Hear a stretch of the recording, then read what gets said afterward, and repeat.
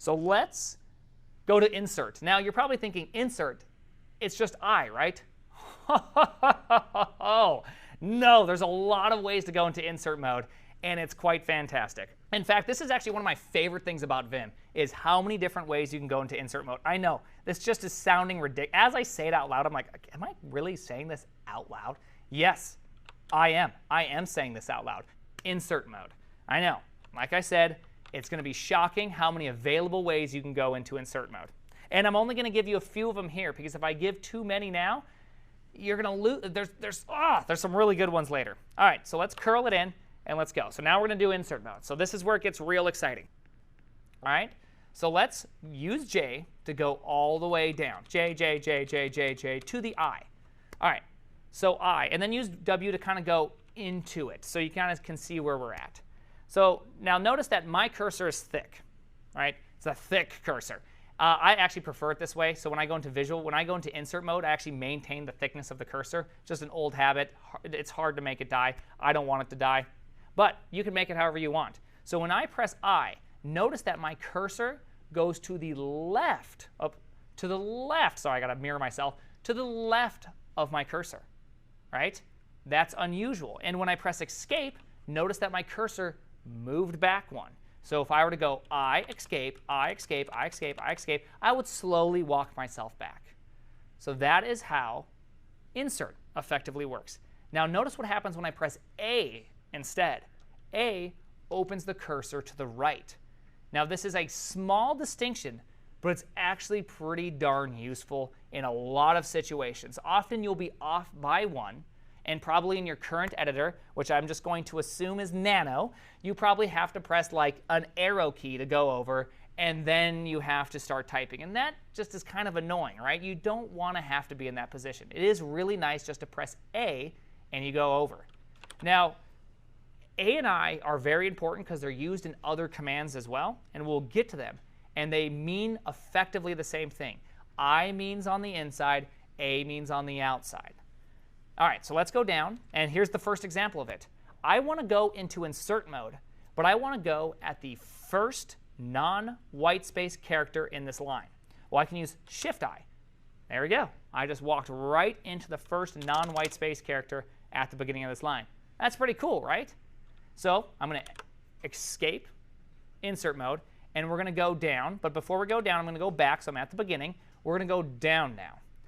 And now, Shift-A. I am assuming most people can guess what's going to happen here, which is you're going to now go to the end of the line. So when I hit Shift-A, I'll go to the end of the line, but not just the end of the line. If there's any additional trailing white space, then it will also go on the end of that. So unlike I, which only goes to the first non-white space character, A goes always to the end of the line. So you got to kind of keep that in your head a little bit, but that is how capital I and capital A works. And trust me, capital A is actually incredibly useful. I don't use capital I that often, but capital A, you will always find yourself needing to go to the end of the line. And this is just something you're going to have to either use today with your mouse just to simply move it over, or use the arrow keys to try to get it right. And that's often annoying. I'm sure there's some sort of sweet VS Code shortcut that I don't know about because I don't use VS Code. Anyways, so let's escape insert mode and go down one more line. So now we're going to get into the O's. Now, O was just mentioned. O is fantastic. O is a glorious way to go into insert mode. In fact, it's one of my favorite. Okay, when you press O, it makes a new line, respects the indenting of the language that you're in, and puts you into insert mode. So if you have a function that's defined by two squirrelies, and then you press O, it will properly indent you into that line. That is very, very, I mean, oh my goodness. When I learned about O, I think I might have taken the day off and just patted myself on the back. I was so excited. It was like the best. It was just so great. I know this is fairly ridiculous to be that excited about going into insert mode, but it really does just, I love these type of shortcuts that just make small things faster. Right? You just don't have to do as many little things. All right, let's leave insert mode. Let's go down, and let's try capital O. If capital P does what it does, I'm assuming you can guess what capital O does. Yes, it takes your current line, shifts it down, respects indenting, and puts you into insert mode. That is also glorious. All right, I use it all the time. O and O probably are my most frequently used ways to go into insert mode, and then maybe capital A, and then eventually I, but I don't use I all that often in comparison to the rest. All right, so play around for a second, kind of feel it, make sure you kind of understand, at least have the mental model that I goes on this side of the cursor, A goes on this side of the cursor.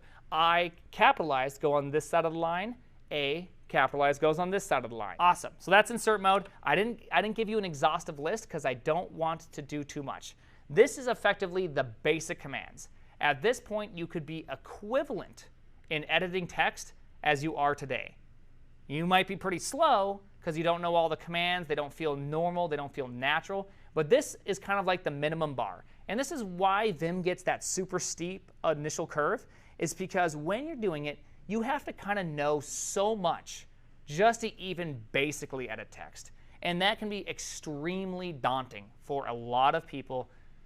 I know it's overwhelming for those that are brand new. This is probably a lot of information, but let's just keep going. All right, we're going to keep going. We're going to just keep on shoving in information until we feel like we're going to explode. It's kind of like college, just not as fun. All right, awesome. Let's get out of this, and let's go down. All right, we've already kind of recapped. We've done most of this.